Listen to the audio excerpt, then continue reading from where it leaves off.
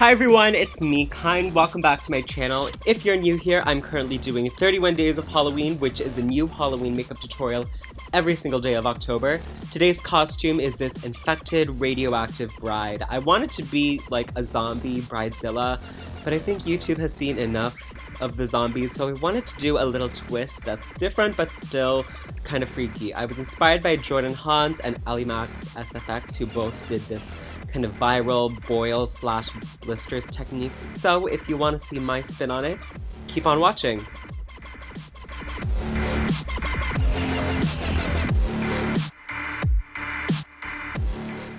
We start by gluing down the brows. Everyone always wants to know if this is bad for the brows, if it's bad for the skin. It's probably because I sometimes forget to edit out me licking the glue stick.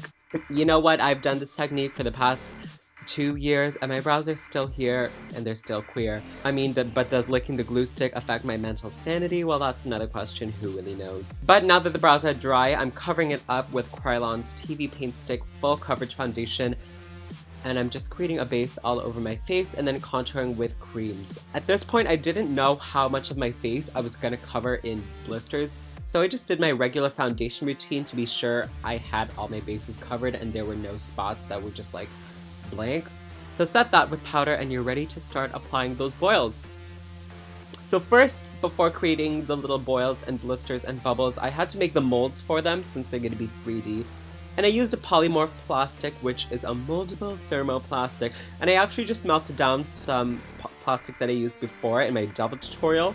Since it's just the mold, the color doesn't matter at all, and I just molded a big dome shape into it. That way when I pour gelatin into it, it'll take the shape of a circular bubble. I recommend making a few of these so you can not only do multiple at a time, but so that you also get various sizes. For the actual gelatin, you're going to mix together equal parts gelatin powder and water, and a heaping tablespoon or two of glycerin, and microwave it for about 15 seconds, and mix it together and add yellow and green food coloring for the color. And the color is actually up to you. Like I said, I was inspired by Jordan Hans, who did like flesh tone boils, and Max, who did yellow boils. I decided to do green. You can also make some smaller dots to embellish on your face. If you don't want to make a mold, you can also just do this technique for all of the blisters. It just won't look as 3D because they'll look more flat, but don't feel like you can't make the molds if you don't have polymorph. You can use Play-Doh, you can use the inside of an eggshell, anything that'll give you some round dome shape you can use. When you have a modest amount of boils, start adhering them on with spirit gum, and you can also use more hot gelatin to stick them onto your face and just put them on however you want. I ended up doing 3 clusters on my face and neck, and when they're on, it's gonna look quite fake. So I took some leftover gelatin and I started putting it on the edges of all the boils and in between them so that they appear to blend into each other and blend into the skin. That way it looks like they're actually a part of the face and not just something you glued on. And then I started taking those smaller dots, the ones that I didn't use a mold for, but I would just pour a little on the plate, and I used those as little smaller blisters around the nose, the forehead, the chin. If you have blisters of all different sizes, I think it just looks more realistic. And again, I just glued them on with spirit gum. Now I'm gonna paint them. I start by applying white to the tops of the bumps as a highlight so they appear more 3D, but of course I'm gonna blend it out just with my fingers. And then I take some red cream paint and I go all the way around the edges as if the borders of each boil is just covered in blood and guts. And after applying the red paint around them, I'm going to take an eyeshadow brush and just blend it into the skin and into the bubble. And I do the same thing using black to really deepen all the crevices, except I don't put the black everywhere because I wanted it to be red for the most part. I just put the black in selected areas where I wanted it to be extra deep and extra dramatic. Next, I take the red paint again, but I make sure that it's very sheer by applying the product on my hand first, and then I create little veins going out from the boils. And the key to making veins is making the color more concentrated at the base and shearing it out towards the ends, and kind of wiggle it like side to side so that the curves and branches just appear more organic and realistic.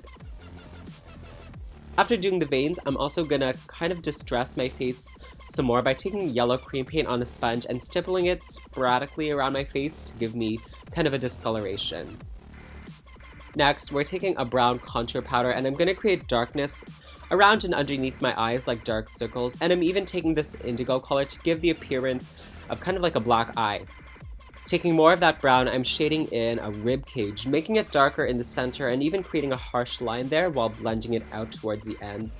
And this is going to make it look like we're just dead and hollowed and malnourished like a zombie. Here I'm taking some black eyeliner and doing a nice sexy wing, and I'm also doing black shadow on the lower lash line. This kind of ruins the zombie illusion, I guess, but I wanted to give it an element of glamour and fashion, because I just can't resist it. Plus, it's meant to be a miserable bride on her wedding day, so that's why. Off camera, I added red lenses and false lashes, and now I'm just adding some fake blood to the edges of all the boils, because I found that the cream paint was not giving me enough definition.